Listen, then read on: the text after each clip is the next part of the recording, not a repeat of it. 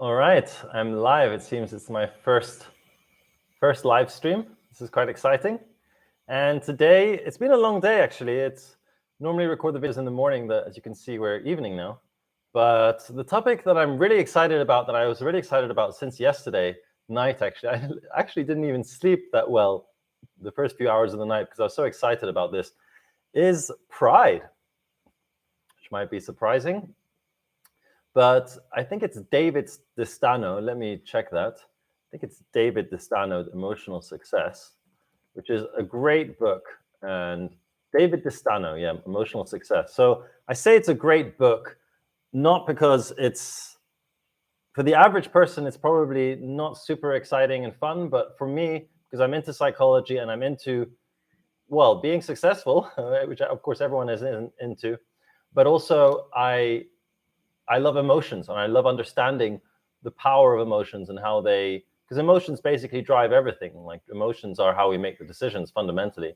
We can use our rational thinking, but it's emotions which allow us to use rational thinking in the first place, right? If our brain is trying to suppress emotions, we're not able to do much else, is one of the things that he says in this book.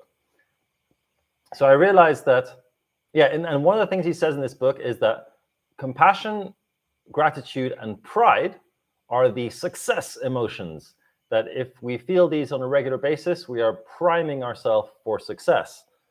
And one of the best arguments that he has, which makes so much sense, is that, you know, for the last few decades, since the 1960s, people have been talking about how to get more willpower, get more grit, and persevere more, because these are the traits which allow us to be successful. And they are, but the thinking has been that, oh yeah, emotions are preventing us from being successful because, you know, we feel like we want to eat the cookie, but if we have willpower and perseverance and determination, then we can suppress those emotions, and if we keep on suppressing them, then we will be successful.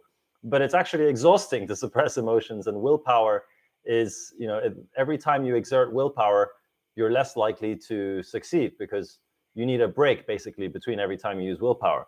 But pride, in addition with compassion and gratitude, gets more powerful the more you use it, and becomes easier to use the more you use it, and it feels good to use it. And so I am actually, so first of all, I want to talk about my childhood. Like I remember feeling so immensely proud when I got these little gold stars from my teacher for, I don't know, just the littlest things. And, or sometimes I think there was one teacher where he gave us a bit more rarity, so it felt like more special. And I was just like, wow, I missed that. Like, and I miss, you know how your parents would always tell you like, oh, I'm so proud of you for doing this or that, or at least hopefully they did. I know that my mother did a lot. And even just the stupidest little drawing that you do, like, oh, wow, I'm proud of you, you know, because you made an effort, you tried, and you're learning and you're growing, you know. And however, when we become adults, like, what is the thing that we're really proud of? Oh, it's getting a promotion. It's, you know, losing 5 kilos of weight. It's like these big milestones. And fair enough, you know, these are the things which we can be most proud of.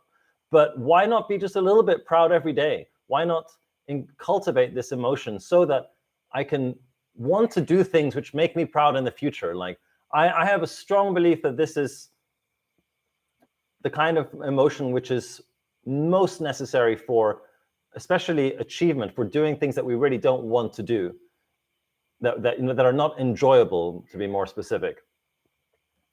And so, let's see, pride about the future, yeah. Oh yeah, so one thing is I actually already have been practicing with my partner, Amphi, for the past, well, it's been about 6 or 7 months or so.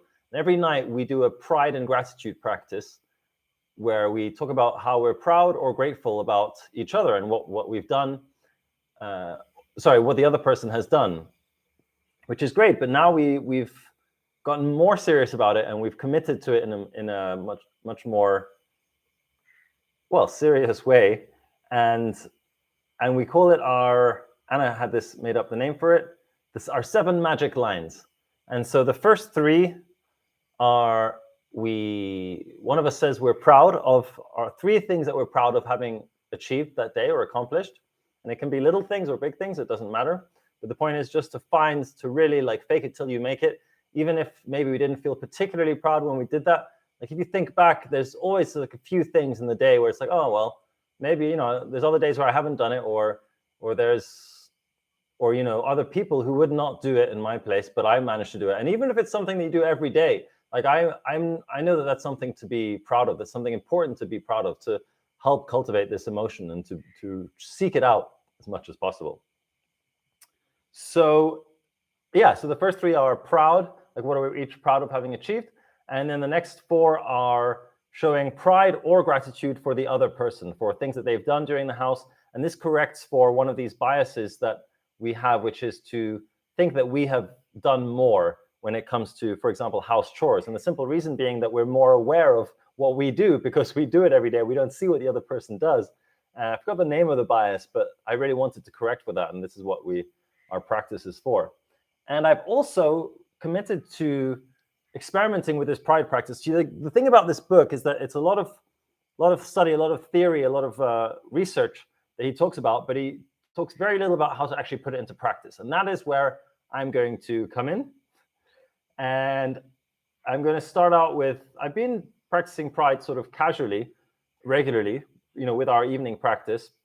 But now I've bought a book, which is going to be my pride practice book. I might also add compassion and gratitude in here, but really pride is the thing I'm committing to. So every day I'm going to say what I'm proud of. And I'm using a star for the sentence of which I'm proud. And then a question mark, which is, why am I proud? Why does that make me proud? So my first one is, for yesterday, I'm super proud of myself for noting down my body measurements. Why? Because it's hard to face the reality that I had put on 4 kilos in 3 weeks. So I'd lost this weight over a period of a couple months and I put it back on. And then also another reason why I'm proud is that I know that this is a necessary step for creating a SMART goal, which is specific, measurable, attainable, realistic, and I forgot the last one, but obviously measurable is the first thing. So now I realize I'm 96.5, is it 96? Yeah, 96.5 centimeters around my stomach, and I want to get to 82. So now I know, okay, it's 14.5 centimeters to lose, and this is the first important step. And then I do a 1 out of 5. So it looks really messy here because I rubbed some things out. But at the bottom, I have a 1 out of 5. And then I put how many stars, like how proud am I of that achievement within that day? Like I'm measuring it on like an average day's, you know, achievement thing that I'm proud of. And I put 4 out of 5 stars. And I wrote high five Frank because like, and then a smiley face because I want to really, you know, like I say, kind of fake it till you make it. But also, like when I write that, I feel more proud, and I want to feel more proud regularly. And because this helps me to look for experiences which can make me feel proud, right? So next time, like today, I was at the gym and I worked out really, really hard, and I enjoyed like so much of it. And I was like, wow, and I can't help but thinking that it was because I was so used to like especially the last day, I've been thinking about pride the whole time, and I was just really, I wanted to be proud of myself. So like I kept on pushing and pushing. And then I felt great. Every time I did a little bit more than I thought I could, I felt great. I felt amazing, you know? Why? Because I'm cultivating this motion of pride. And so, yeah, I put 4 out of 5 stars for this particular one yesterday because it had been on my mind for a while. And I knew I'd been putting on weight and I just didn't really want to do it. And I had these excuses of like, oh, you know, whatever, I'll start a new diet, I'll be fine. But really, it was a necessary step, and I feel much more motivated now to, what's that? That's my go to sleep alarm, read and sleep. All right, guys, so my sleep is sacred, and read and sleep is my alarm to turn devices off and read a book, and then eventually go to sleep. So that is what I'm going to do. All right, guys, it's been fun talking today, and look forward to seeing how this pride practice evolves and seeing how many things I achieve. All right. See you guys. Bye-bye.